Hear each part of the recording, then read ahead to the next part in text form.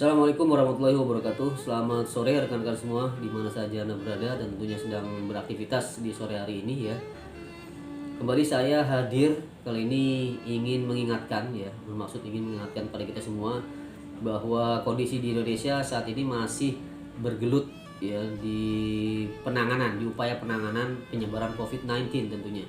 Dan kondisinya semakin meningkat ya, apalagi ditambah dengan varian-varian baru dari virus COVID-19 ini, sehingga perlu upaya pencegahan atau pengendalian terhadap penyebaran COVID-19.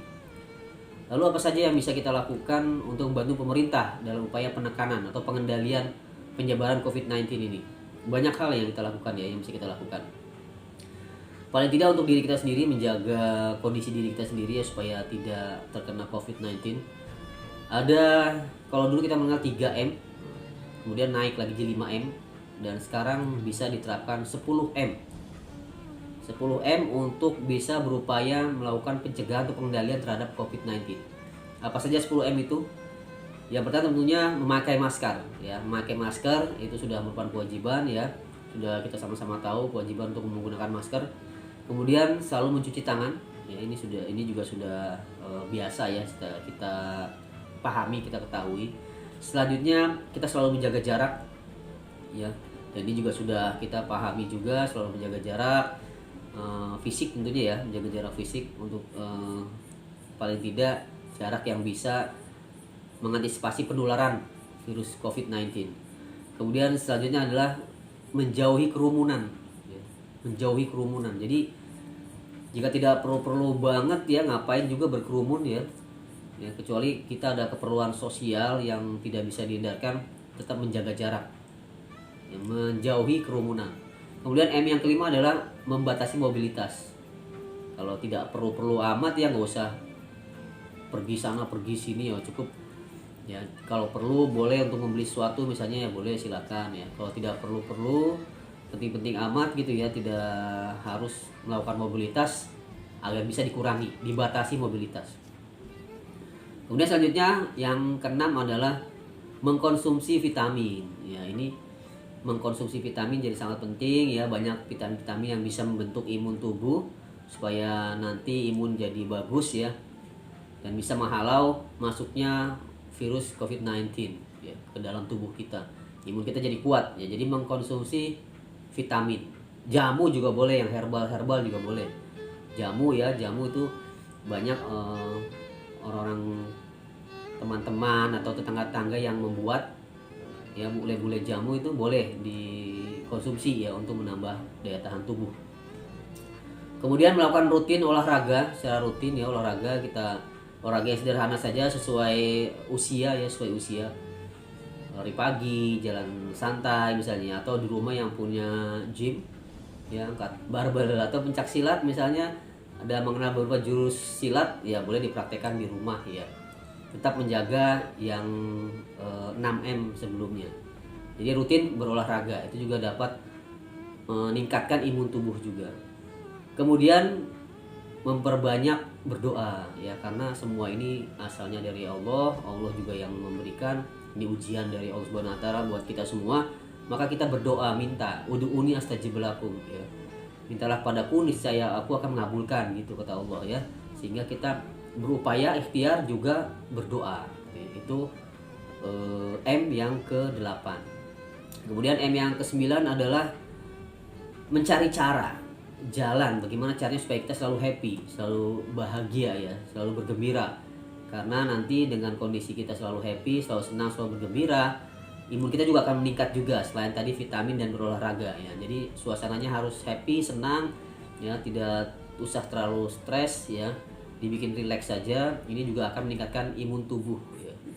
Dan tentunya yang ke-10 ya, ini kita semua bisa menyerahkan diri secara totalitas, pasrah kepada Allah. Setelah tadi ikhtiar, upaya sudah dilakukan, kemudian doa sudah dilakukan, yang terakhir adalah pasrah atau berserah diri kepada Allah Subhanahu wa taala. Makanya untuk 10M ini tambah dari saya, kita harus bisa memahami makna dari qadar. Qadar itu kan sudah ditentukan oleh Allah ya. 50.000 tahun sebelum manusia diciptakan, Allah telah membuat tulisan qadar. Suatu saat ini akan terjadi kepada manusia akan mengalami. Nah, memahami definisi qadar itu harus di akhir, ya jangan di awal. Kalau di awal kita tidak termotivasi untuk berupaya, ya biarlah sudah qadarnya. Kalau kena aja, nggak perlu pakai masker misalnya. Kalau pakai masker, kalau memang kena pasti kena juga gitu. Nah, ini pikiran yang kurang pas gitu ya. Jadi memahami qadar itu di belakang, setelah kita berupaya semua melakukan 9M, 10-nya pasrah pada Allah. Kalau memang qadarnya dari Allah kena COVID-19, kita sudah melakukan beberapa upaya tadi. Nah, itulah yang dinamakan dengan qadar ya. Itulah dinamakan kita jadi pasrah kepada Allah. Kalau qadar taruh di depan, kita tidak ada upaya untuk kita tidak termotivasi untuk berupaya ya. Dalam hal apapun ya, dalam hal apapun. Jadi menerapkan atau mengimplementasikan definisi qadar itu di belakang, setelah kita mengupayakan semua tapi juga belum berhasil misalnya gitu ya, baru kita pasrahkan pada Allah sesuai qadarnya. Ya, kemudian khususnya bagi para pekerja ada beberapa hal yang perlu diperhatikan ya dalam hal membantu pencegahan dan pengendalian penyebaran COVID-19 ya. Di antaranya adalah tetap menjaga protokol kesehatan ya, tetap dilaksanakan protokol kesehatan. 10M juga bagus untuk diterapkan ya, karena kita manusia yang mempunyai religi ya, kepahaman tentang agama, tentunya 10M bisa membantu. Kemudian juga kalau nggak perlu keluar kota ya nggak usah keluar kota ya. Jangan keluar kota jika tidak perlu amat gitu ya, nggak usah keluar kota, terutama orang-orang yang daerah di Kota Baru dan Tanah Bumbu ya. Kalau mau keluar kota, kalau nggak penting-penting amat, nggak usah keluar Kota Baru dan Tanah Bumbu. Kemudian selanjutnya, kalau memang harus terpaksa keluar dari Kota Baru dan Tanah Bumbu, harus menggunakan transportasi pribadi ya, jangan menggunakan transportasi umum ya, ini riskan ya terhadap penularan. Kemudian setelah nanti berpergian ya, cuti misalnya berpergian harus keluar kota ya, tidak bisa dihindari, maka setibanya kembali ke tempat kerja harus isolasi mandiri dulu 1 hari.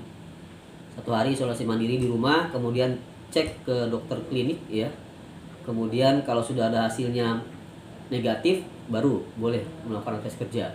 Kalau hasilnya ternyata positif, nanti akan ada arahan dari dokter perusahaan klinik untuk bisa menindaklanjuti hasil dari pemeriksaan. Kira-kira itu saja yang bisa saya sampaikan untuk Bapak Ibu sekalian ya, yang berupaya untuk melakukan pencegahan dan pengendalian COVID-19 ini, buat diri pribadi, buat juga perusahaan, juga buat keluarga ya, dan terutama juga buat Indonesia yang sekarang sedang masih berupaya keras untuk pencegahan dan pengendalian COVID-19. Itu saja Bapak Ibu sekalian, sampai ketemu di lain kesempatan. Saya akhiri. Assalamualaikum warahmatullahi wabarakatuh.